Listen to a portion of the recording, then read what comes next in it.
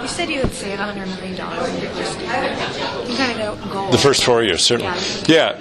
Really, right now, I mean, our Healthy Montana plan ultimately would bring federal tax dollars home and cover 70,000 more Montanans. So when we do the calculation, both of the uncompensated care at the state budget, things like expenditures we make for mental health, the cost savings from the dollars would come to about $100 million over the first 4 years.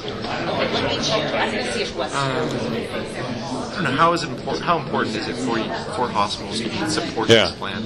Yeah, I mean, it's certainly important for the 70,000 mostly working Montanans that don't have health insurance. But as we gather here at this hospital, $12 million of uncompensated care last year alone.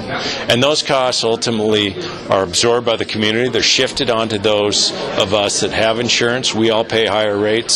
So it's important for the overall health care system to get this done. So Republicans have put forward their own plan. It includes or covers a significantly less number of Montanans, but they're they disable the parents.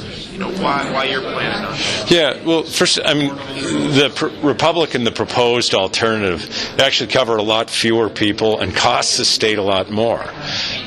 It would cover about 10,000 people, whereas this covers 70,000.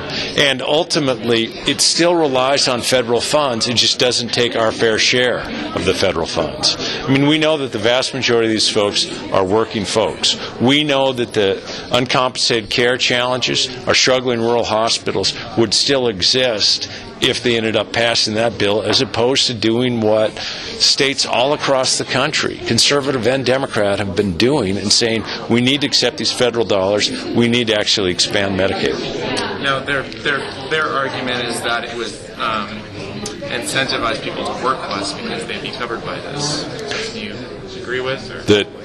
So, like, they would say that, if by providing care for, healthy working adults, that, what's their incentive now to make more money if they can get health care coverage? Well, in part, I mean, every Montanan has an incentive to do that much better and do that much better for their family. I mean, in part what they've said is, well, they should just get a second or a third job.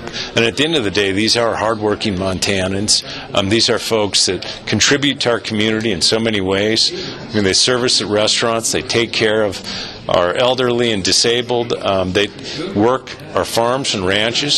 So the idea that it would cost the state more, yet we leave out vast majority of folks, it just doesn't add up. From my perspective, it's more or less kind of the smoke and mirrors to try to say we did something, even though it still relies on federal funds, but we just didn't provide the care to the 70,000 Montanans that need it.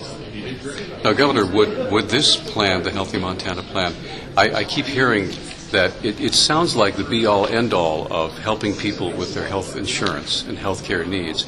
But beyond that, are there other things that are beyond your plan that this won't help? Yeah, I mean, no plan is the be-all and end-all, but this does bring our federal tax dollars home. It actually provides care and coverage for 70,000 more Montanans. And included within this proposal some reforms. I mean, the idea that a patient-centered medical home, if everybody is tied to a provider that will actually work with other providers to take care of them as opposed to just going to the emergency rooms. We're also doing I think it's great to see the legislature more or less coming together on making some significant investments in mental health. That's something additionally that we need to do.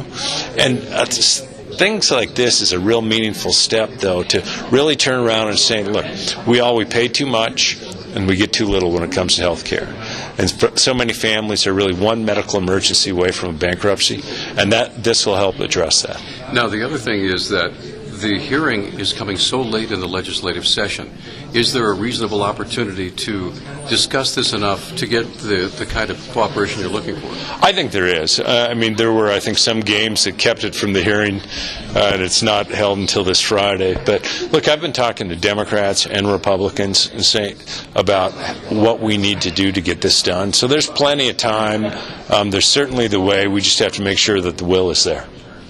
How do you think tours like the one you did today, and I know you've done it at two other Montana hospitals, what is that going to do to convince Republicans on the legislature to vote for your plan? Well, and many of the tours that we've been a part of has been in very I guess, conservative districts where the continuing vitality of their hospital depends on addressing the uncompensated care issues. So raising that awareness of what this would actually do, how it would actually save taxpayers' dollars as opposed to cost more, and the awareness of that we need to get this done, I think is very helpful. I mean, every single legislator, certainly from around this area, ought to take a tour through the emergency room, recognizing that $12 million each year of uncompensated care, so care that people come in for the services, they don't have the insurance to take care of it, and those costs are shifted onto all of us.